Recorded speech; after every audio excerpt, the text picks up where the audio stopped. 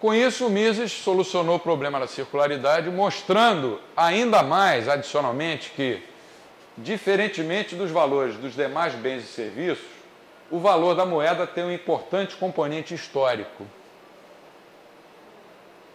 Além disso, o teorema da regressão nos mostra que a moeda, em qualquer sociedade, não pode ter sido criada a não ser pelo processo de mercado que caracteriza as trocas. Ninguém parou para inventar uma coisa chamada moeda. Vamos inventar um negócio chamado moeda? Isso nunca existiu.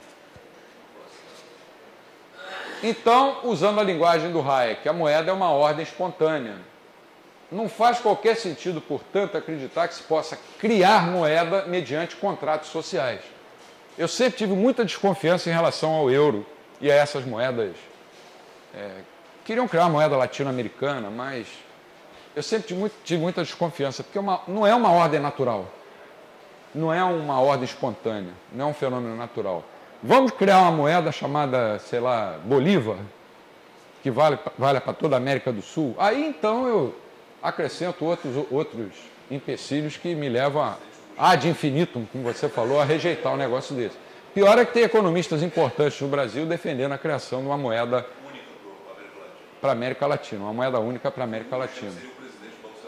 É uma visão completamente errônea. Se o euro não está dando certo, você imagina... Tem um bom nome essa moeda, o nome da moeda podia ser Inflacionium, Lalau, Brazuca, o nome que a gente quisesse dar. Então não se pode criar moeda por contratos sociais ou por imposição dos governos. Nem que seja o governo da Alemanha, da Inglaterra, a Inglaterra não, que está fora, da Itália, da Espanha, de países de economias importantes, ou por quaisquer esquemas artificiais propostos por economistas, ou às vezes até não economistas. A moeda surge, como observa Rothbard, organicamente. Olha que colocação elegante. A moeda surge organicamente, de dentro do mercado. Descobriram que um negócio, um bem, podia ser utilizado em todas as trocas, se ele tivesse aceitabilidade. Se ele não tivesse aceitabilidade, eu poderia fazer como Jesus Huerta de Soto, que no YouTube, né, como eu falei ontem, ele começa uma das aulas dele rasgando uma nota. Aí os alunos ficam espantados assim, ele chega na frente de cada um, né? Eu falei isso ontem, né? Por que você está espantado? Eu não posso fazer isso? O que eu fiz de errado? Isso aqui é um pedaço de papel. Isso aqui só vale porque eu tenho confiança. Eu só não vou fazer isso. Não, porque no Brasil é crime rasgar dinheiro. E isso aí, a aula está sendo gravada. Mas eu prometo que na aula a gente vai ver sobre a moeda como uma junta frouxa, uma junta apertada ou uma junta quebrada, eu vou copiar lá em casa, eu vou pegar uma nota de R$1.000, vou copiar e vou chegar e vou rasgar aqui para a aula começar de um jeito diferente. Porque toda aula eu começo dizendo, buonasera, essa eu vou começar rasgando uma nota. É uma moeda de outro país. Não, é melhor dizer assim, essa moeda, eu começo dizendo assim, essa moeda eu imprimi lá em casa hoje, não pretendo passar em nenhum estabelecimento comercial. Além disso, é R$1.000, que não vale mais. Aí eu posso rasgar, né? Sei lá, né? No livro do Visualização Humana, existem algumas técnicas bancárias, né, dos banqueiros, de manipulação de moedas, de crédito, essa coisa toda. Ele fala muito de moeda fiat. Moeda? Fiat. O que seria? Fiat money. Moeda fiat money. Fiat money vem de fidúcia, latino, confiança. Moeda fiduciária. A confiança que existe em que um determinado pedaço de papel vai ser honrado, ou que vai ser aceito nas trocas, né? Também tem uma outra expressão, moeda de curso legal. Legal porque o governo baixou um decreto dizendo que só aquela moeda pode circular dentro do país. Diferente e de outras moedas que estão surgindo em algumas experiências aí, eu acho que uma é no Ceará, outra é aqui em Niterói, moedas que circulam dentro de comunidade, mas que tem um problema. Elas são todas lastreadas em reais.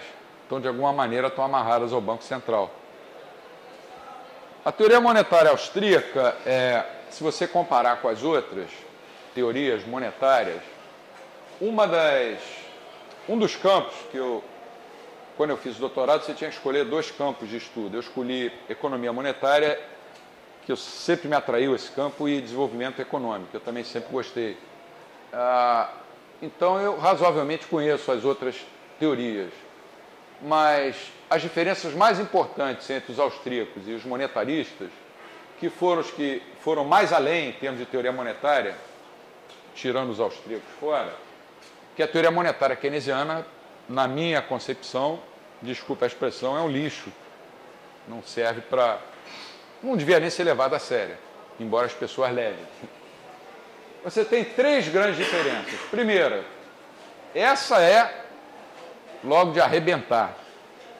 A escola austríaca tem uma teoria do capital, que a gente vai estudar, se não me engano, na aula de amanhã. E nenhuma outra... Amanhã não, é segunda, né? E nenhuma outra escola de pensamento possui uma teoria do capital. A segunda é que os austríacos encaram os mercados como processos essencialmente dinâmicos, que a gente viu anteontem, ou segunda-feira, não me lembro agora. E as outras teorias utilizam análise de equilíbrio, modelos de equilíbrio. E a terceira é um grande contraste entre a fundamentação austríaca, que é essencialmente microeconômica, embora eles não usem essa expressão microeconômica, porque para eles não existe macro. Então, para que eu vou falar em micro se não existe macro? Existe teoria econômica. Mas, para você comparar, você pode dizer o que eu vou dizer agora. A teoria austríaca tem uma fundamentação microeconômica e a ênfase macroeconômica, por exemplo, dos monetaristas ou dos keynesianos. Agora, a teoria austríaca acabou influenciando, lá pelos anos 70, a escola das expectativas racionais. O Robert Lucas acabou, num artigo brilhante, apesar de não ser austríaco, você tem que reconhecer, o cara é brilhante. Eu estou querendo lembrar o nome do artigo agora, mas eu já li há tanto tempo que eu não me lembro. Ele divide a economia... Hã? Não, esse foi depois, foi um artigo que ele fez logo no início da carreira acadêmica. Ele divide a economia numa opção de ilhas isoladas uma das outras, aí parte do mundo micro, e chega no mundo macro. E aí eles passaram a dar uma ênfase maior à microeconomia, mas sempre com uma visão de equilíbrio, que é diferente da visão austríaca. Para nós, austríacos, os efeitos nas variações do estoque de moeda, provocadas por alterações nos fluxos monetários, ou seja, pelas emissões de moeda e pela concessão de crédito do Banco Central, não são uniformes. Essa é outra característica única da escola austríaca, afetando desigualmente os preços relativos.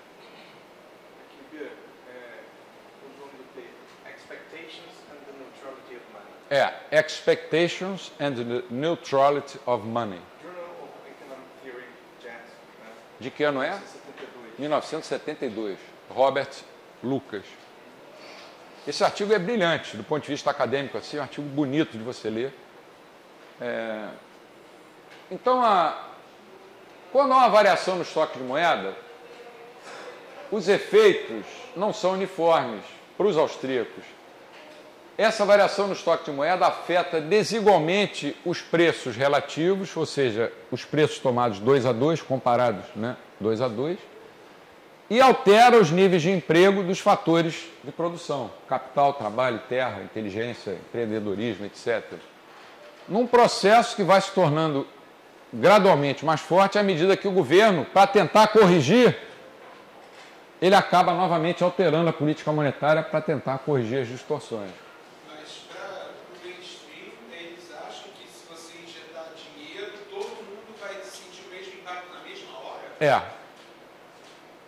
Para o modelo monetarista, isso se daria no longo prazo. No longo prazo. Então eles também, nesse sentido, são parecidos com a escola austríaca. Até um certo ponto. Até um certo ponto. Para expectativas racionais, mesmo no curto prazo, é como se o futuro não existisse. Se o governo dobrar a quantidade de moeda, todo mundo vai sentir vão dobrar os preços, vão dobrar todos os preços. E não vai alterar o nível de emprego. para os monetaristas, se o governo dobrar o estoque de moeda, durante algum tempo vai alterar o nível de emprego, dos fatores de produção, os preços vão se comportar de uma forma não uniforme, mas no longo prazo, que é quando as expectativas forem ajustadas, todos os preços vão dobrar. E os austríacos falam, não há nada que garanta isso. Daqui a pouco a gente vai ver isso com mais detalhes. O problema é que a gente fica analisando, necessariamente a gente não pode fugir disso, a análise de equilíbrio. Análise de equilíbrio não. A gente fica partindo de situações hipotéticas. A gente tem que partir de uma situação ideal para tentar ver qual o impacto, por exemplo, de uma expansão monetária. Se eu já parto do mundo que está em desequilíbrio, fica muito mais complicado explicar as coisas e até entender. Mas eu acho que dá para entender bem, porque dentro dessa questão do impacto, vira um tempo diferente dentro daquela gráfica que você mostrou daquela vez. Naquele tempo, como já tudo mudou. Então, na verdade, a tendência é que não dobre. Se injetar, o certo, praticamente certo, não vai dobrar. Vai acontecer alguma outra coisa. Alguma outra coisa. Certamente aumentar a inflação, mas não... Certamente vai aumentar a inflação. Mas não necessariamente mesmo vai ser... Mas os monetaristas acreditam piamente que, por exemplo, se você triplicar o Banco Central triplicar a quantidade de moeda, depois de algum tempo, quando as expectativas se ajustaram, os preços todos vão triplicar. Por isso que o Hayek falou, olha, a única coisa certa nessa teoria é que aumentando a oferta de moeda, você vai gerar inflação mais cedo ou mais tarde, o resto joga fora. Mises já tinha mostrado que o conceito de nível geral de preço é uma coisa falaciosa, quando ele examinou por que os preços sobem. Quando você fala os preços sobem, você está dizendo o poder da moeda está caindo, né? Em resposta a um aumento na oferta de moeda, mantidas constantes as escalas valorativas individuais que determinam as respectivas demandas de moeda. Aí ele também teve que apelar para o ceteris paribus, porque ele está tentando explicar um fenômeno isolado. Porque, na realidade, essas escalas valorativas individuais, nada garante que elas vão ficar constantes. Mas, supondo que elas fiquem constantes, ele já tinha mostrado que o poder de compra da moeda cai quando há uma injeção de moeda na economia. Mas, ao invés de seguir o procedimento da mainstream, ou neoclássico, de separar a economia, antigamente você estudava macroeconomia assim, você estudava o setor monetário num lado, o setor real no outro, e não misturava os dois. Quem fez isso pela primeira vez foram os austríacos, foi o economista sueco Wicksell, Knut Wicksell, um economista fabuloso, que eu não sei por que parou de ser estudado, e que influenciou um pouco o Hayek na teoria dos ciclos. E só, né? E o Keynes, mais tarde, misturou o setor real com o setor monetário, quando ele colocou a demanda de moeda como dependendo da taxa de juros. Só que o Keynes misturou de uma maneira errada, com a tal teoria da preferência pela liquidez. A armadilha da liquidez é uma coisa que eu não sei como as pessoas podem acreditar naquilo. Segundo Keynes, a Grande Depressão, a gente vai voltar a isso mais tarde, a Grande Depressão é porque havia dinheiro demais e as pessoas estavam guardando dinheiro na expectativa de que a taxa de juros ia subir. E ele chamou isso de armadilha da liquidez, liquidity trap, né? Aí, um contemporâneo dele, que não concordava com as ideias dele, Sir Dennis Robertson, foi um economista brilhante, falou, a teoria do Keynes é muito bizarra, a teoria monetária keynesiana é muito bizarra. Ela diz assim, a taxa de juros é o que é, porque as pessoas acham que ela não vai ser o que é. Se as pessoas não achassem que ela não vai ser o que é, ela não seria o que é.